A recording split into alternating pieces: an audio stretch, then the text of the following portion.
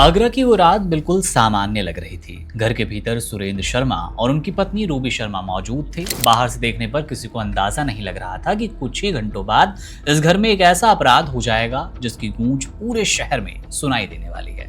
अब पुलिस जांच के अनुसार उस रात दोनों के बीच एक बार फिर घरेलू विवाद शुरू हुआ।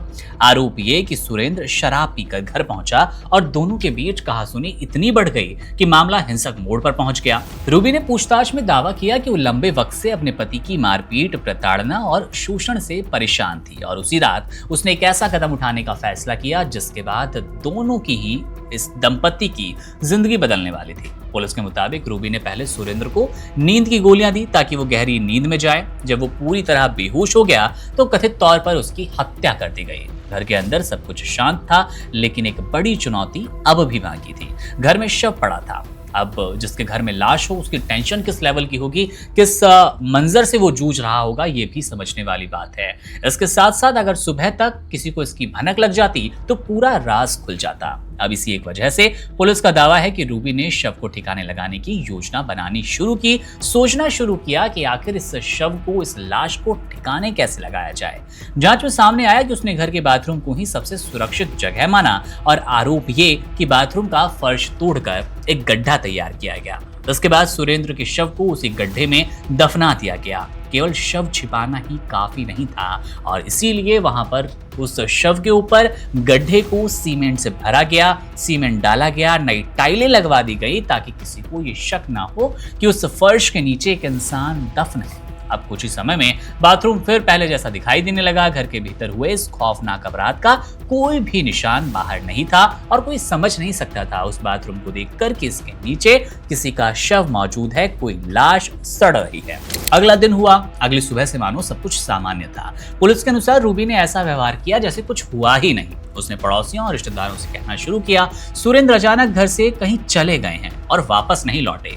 कुछ दिनों बाद गुमशुदगी की रिपोर्ट भी दर्ज करवा ली गई। इतना ही नहीं, पुलिस जब सुरेंद्र की तलाश कर रही थी तब भी वो जांच में सहयोग करने का दिखावा करती रही। आपको जो मदद चाहिए मैं वो मदद करने को तैयार हूँ, मेरा पति मुझे खोज कर ला दीजिए, सुरेंद्र आखिर कहाँ चले गए, वो भावनात्मक आप कह सकते हैं नाटक करने की कोशिश की गई। करीब 1.5 महीने तक हर किसी को यही लगा कि सुरेंद्र कहीं चला गया है, कहीं लापता है। उसकी शराब पीने की जो आदत थी उसको लेकर और था कि कहीं उसके साथ लूटपाट ना हुई हो, कोई अप्रिय घटना हो गई हो, सुरेंद्र शायद किसी दूसरे राज्य चला गया हो, किसी गिरोह की चपेट में आ गया हो। जबकि पुलिस के अनुसार उनका शव उसी घर के बाथरूम के नीचे दफन था और ये पूरा कांड, ये पूरे हत्याकांड को अंजाम दिया था उसकी अपनी पत्नी रूबी ने। अब मामला यहाँ पर एक और मोड़ लेता है, एक और ट्विस्ट आता है। ट्विस्ट तब आता है जब पुलिस को रूबी के बयानों में लगातार विरोधाभास नजर आता है।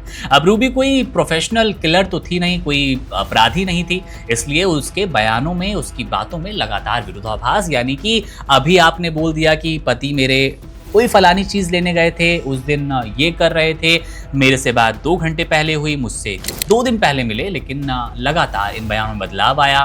कभी आप 4 दिन की बात करती हैं, कभी कहती हैं कि वो शराब पीकर आते हैं, कभी आप कहती हैं कि वो नशा नहीं करते थे। अब रूबी के बयानों में लगातार विरोधाभास दिखाई देने लगा। पुलिस का शक गहराया। पूछताछ के दौरान उसके जवाब बदलते रहे। अब इससे संदेह जाहिर तौर पर गहरा गया।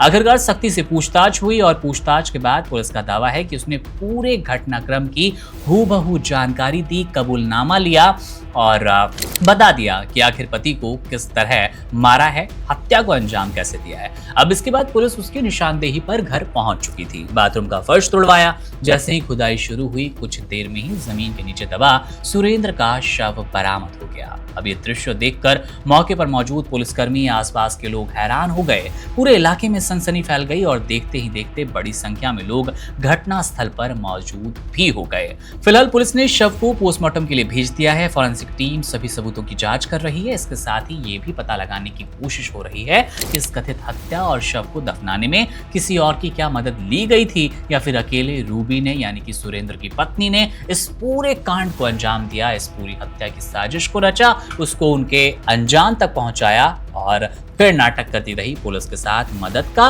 नाटक होता रहा पुलिस के साथ जांच में सहयोग करने का। अब पुलिस का कहना है कि जांच अभी भी जारी है, सभी परिस्थितियों को टटोला जा रहा है, वैज्ञानिक साक्ष्यों के आधार पर ही कानूनी कार्रवाई की जा रही है। लेकिन जो सबसे बड़ी बात है, सबसे परेशान करने वाला तथ्य है, वो ये तथ्य कि जांच में ये सामने आया है कि उस रात, जिस रात ये हत्या को अंजाम दिया गया, रूबी की अपने पति से एक बार फिर लड़ाई हुई, कहासुनी हुई और इस कहासुनी से इतनी प्रताड़ित महसूस करने लगी रूबी खुद को कि उन्होंने अपने पति की जान लेना ठीक समझा। पहले ही वो शराब पीकर आया था, इस तरह के भी दावे हुए हैं। और आगे का काम रूबी ने किया नशीली गोलियां देकर, और उसके बाद हत्या की, फर्श तोड़ा बाथरूम का और उस फर्श के नीचे अपने पति को गाड़ दिया।